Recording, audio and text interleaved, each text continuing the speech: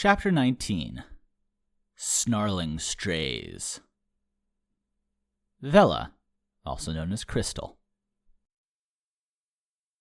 Alright, so the number one thing with team visits is you've got to be on the same page, Jaz explained as they strode down through the streets towards the Lower Heights, one of a few luxury districts in the city. We're talking comfort levels, prices, potential upsells, what's completely off limits, everything. There's nothing more awkward in the middle of a visit than two escorts arguing over pricing, and there's absolutely nothing more disappointing than leaving a customer unsatisfied and leaving money on the table. Vela listened intently as they walked, trying to keep all the new guidance straight with all the other trainings that she'd gotten over the past few months since joining the team at Velvet, upgrading from a couple years waiting tables. After a year, she'd move on to a probationary period with continuing education. Then 2 years from that was the mandatory sabbatical, and then if all went right, she'd be a full-fledged member of the team. From behind the scenes, sex was a serious business. As they entered the Lower Heights, they chatted strategy, discussed a few temporary plans of action, argued about personal preferences for the day, and reviewed emergency procedures with Joven, whose more than a decade of experience, along with Jaz's, helped put Vela at ease.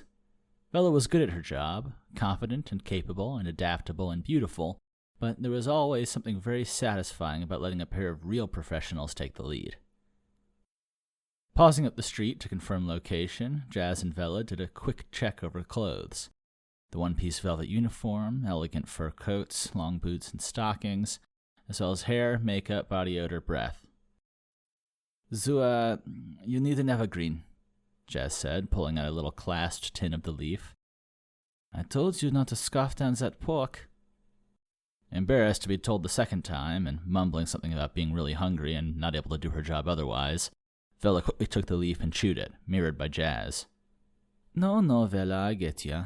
Needs the energy up, but you just don't want that to be distracting," Jaz said as she munched on the leaf. "Everything else should do that, and besides, we have a reputation to preserve. Velvet is not a pork breath kind of service." With a laugh, Jaz tossed the leaf and checked over Vela one more time. "You ready?" she asked. "Don't ask me questions like that, you'll freak me out," Vela said. "Duh, let's go then," Jaz said, and grabbed Vela's arm before striding down the street towards their location. There was not much sign of activity, mostly dark windows, but that was normal. People rarely called for personal visits from Velvet when they were in the middle of a party, and if they did, Velvet's girls did not perform for a crowd for cheap. Joven took the lead as they approached the home, scanning the house for signs of life before pounding the door with a steady but heavy fist. As soon as they heard approaching footsteps, he stepped back, leaving the two girls to greet their patron for the evening. The contrast of the raggedy, slicked-back grease rat against the low candlelight of the beautiful Lower Heights home left Vela entirely speechless when the door opened, but not Jaz, who took over with a well-trained smile. "Did someone ask for company?" she asked, leaning slightly over to Vela, who kept her shit together but was entirely confused. In front of them stood a man in early middle age, dressed in dusty slacks, tattered jacket, and slightly sweat-stained shirt. His beady eyes breezed over them without an ounce of the playful, furtive nature that most rich men tended to have. Jaz posed playfully as he did, entirely unfazed. "Can we come in? It's awfully chilly out here. Would love to lose the jacket," Jaz said. The man laughed at that and beckoned them inside, where, even in the flickering torchlight, it was clear that the home was as elegantly maintained as anything. They'd entered a great room, with overlooks and balconies, soaring internal staircases that all cried out for a character of circumstance and grandiosity just to fill it. Vela continued to struggle. This man didn't fit the home. But she relied on one of her old tips: always find something to appreciate about the customer. Well, he certainly didn't give a shit about personal appearances, so she could have some respect for that. "Nice place," Jaz said, echoed by Vela, who realized she was letting Jaz do all the talking. And it was. Almost confoundingly nice and well-kept. "Yeah, it ain't much, but it's mine," the customer said. He met eyes with Joven, whistling and nodding his head towards the counter where a small case awaited with a pair of candles on either side. A self-made man, Jaz said, sidling up alongside the customer. You've got to love that, Vela echoed as she joined Jaz on the customer's other side. Though he was doing his best to stay serious, a goofy smile started to fight its way onto his face. Golden. Well, a hard-working man like myself has got to be proud of what he's made for himself, the man said, chuffing up with a little confidence. Oh, I'm sure you've worked very hard, Jaz said. Vela filed that one away as a good line as the older woman continued. Maybe it's time you kick back and relax a little bit. Get some of the stress out. The smile finally broke onto his face now, but it was a little hungry. Jaz had him hooked. She also left enough time for Jovan to get over to the case, count the money, check the room for anything fishy, and then give them the thumbs up.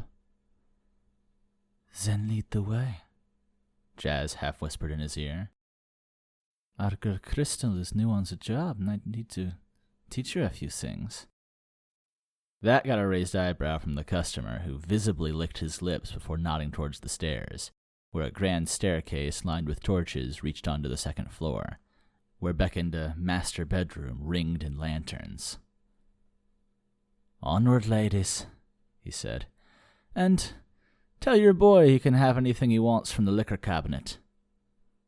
Quite the tip, Vela said.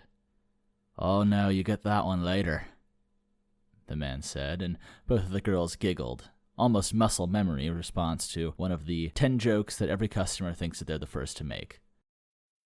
They made their way up the stairs, where the man stepped away from them to push open the big doors to the bedchamber, which was even more elaborate than they'd expected, filigreed in gold leaf and silk tassels and soft velvets, all accenting over dark hardwoods, carefully sculpted columns, artwork, and dozens of torches lit around the room, which cast the entire place in warm gold light that played off of all the shimmering accents. Beyond them, enormous windows encircled the room, drawing in views of the ocean beyond the city. It was quite the room that made Velvet look modest, but this bedroom accomplished it.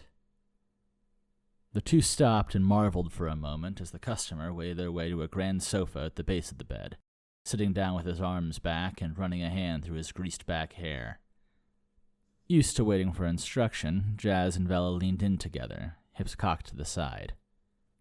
Behind them, the doors clicked shut, bringing a sudden resounding and comprehensive silence. With a quick sequence of tapped fingers on Jaz's shoulder, pointer, pinky, middle, ring, all 4 at once, Vela sent the word for caution. Without breaking her smile, Jaz tapped back the same signal, a sign of agreement, but so far no sign that things would have gone south. Some people simply liked some peace and quiet in their bedrooms. As if making a decision, finally, the customer clapped his hands together. All right, yeah, he said. Let's see what my money's gotten me. You can't see enough in these? Vela playfully teased. He cracked a smile. Nah, let's have you get comfortable, he said. You can leave your jackets on the chair, won't be needing them for a while. With the practiced balance of deliberation and raw sexuality, Vela and Jaz removed their jackets, leaving the elegant furs on the chair. As they returned to the center of the room, Vela tweaked her ears, still on alert. She couldn't hear anything. Probably just nervousness. The two returned to the center of the room, now dressed only in the velvet single, posed as to accentuate each of their best assets. The customer chuckled and licked his lips again. Well, you know, it's still a little hot in here, Rat said. Yeah, new girl. Can't have you sitting up there feeling like you're not welcome. Let's get it all off. How forward, Vela said playfully, sheltering herself against Jaz before eventually stepping out towards him, twirling the ribbons that held the single together at the top. She gave him a full spin and a half, came to a stop facing Jaz where she gently reached up to loose the strings on the top. But as she pulled them, catching the single as it began to fall, she heard something behind the door. Vela cocked her head at Jaz, whose Face didn't change except for a quick shift of position. "Hey, what's the hold-up?" the customer asked. Behind the door there was another sound, this one louder. "You scared or something?" the customer asked, and then the doors flew open, bringing them the stumbling, bleeding form of Jovan and a chorus of shouting from outside. "Get out!" the bodyguard gasped before the hum of crossbow bolts brought 2 iridescent blue darts straight into his back, joining the ones already sticking out as the man collapsed. Vela screamed. Jaz glanced back and then drew her hidden knife, and then a similar flash of blue thumped into Jaz's chest. Vela screamed louder as Jaz took 2 steps, already losing the ability to speak, and then the older woman fell to the floor in a heap. Behind Vela, the customer held a hand crossbow, cursing as he reloaded it with a second blue dart. "I told the bastards to let me finish," he swore, raising the weapon. Vela hit the floor as he fired, grabbing for Jaz's hidden knife as the dart clattered harmlessly into the wall behind them. Save yourself, call for backup. Save yourself, call for backup. Save yourself, call for backup. That was the #1 rule if things went to shit, drilled into every boy and girl in the pit from the moment they started waiting tables, bussing, dealing, or bouncing. Save yourself, call for backup. Scrambling to her feet, Vela headed to the door, only to be met by a wall of 3 men, with more in the great room behind. Trying to change direction only sent her to the floor, where the men overwhelmed her, sending hers and Jaz's hidden knife away as she tried to draw them and kicking the breath out of her. The wave of blows and the piercing pain that she expected never came, though, as the customer called his men off. "Hey, don't hurt her yet," he said. "Shame to miss up such a pretty face. Pick her up."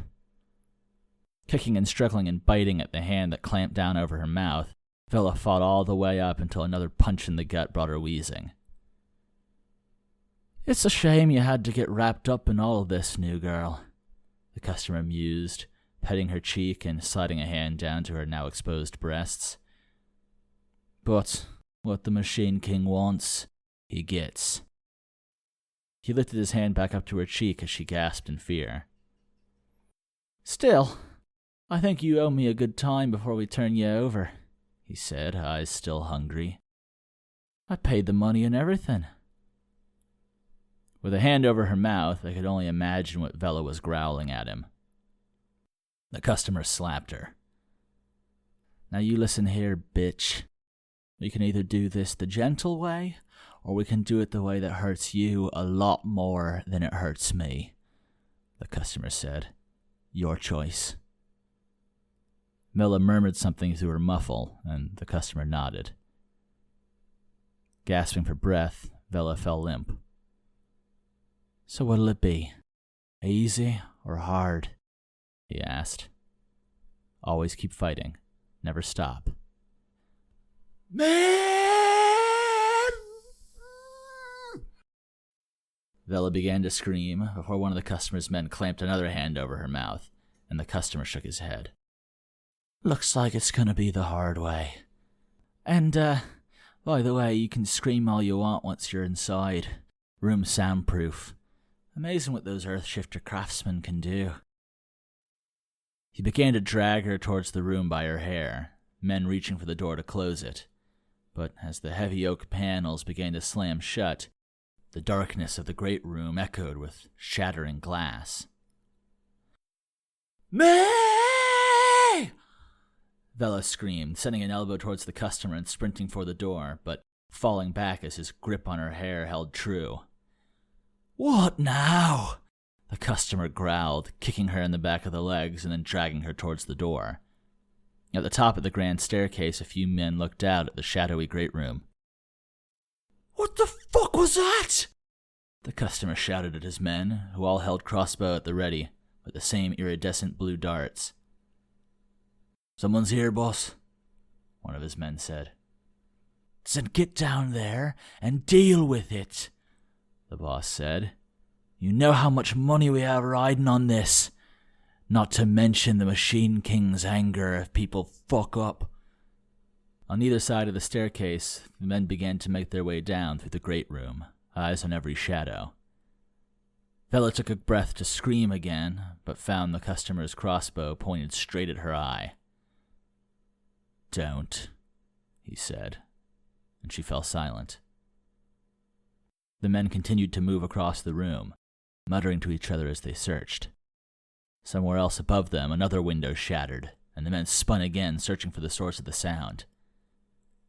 Then, a window shattered at the front of the house, raining glass down on the men. The customer dragged Vela to the front of the balcony, putting a foot on her chest and crossbow still pointed straight at her eye, while he looked out and gave orders. "What the fuck is the problem?" he called. The men were yelling into the darkness now for the intruder to show themselves, and it was starting to get colder, winter air falling into the room from the broken windows. Vela shivered, tensing up, and then her gaze caught a living shadow, and she froze entirely still. The crossbow was still pointed at her eye, and the customer was still talking, but even his threats seemed far away. It would have been impossible to forget that figure, even after almost 8 years since she'd seen him in the war. "Those fuckers really ruined my night here," the customer spat, aiming the crossbow now at Vela's bare thigh. "Now, this won't kill you, but it might make you wish you were dead." Vela opened her mouth to scream, but no sound came from it. She wasn't looking at the customer. "Bitch, are you even paying attention to me?" he asked.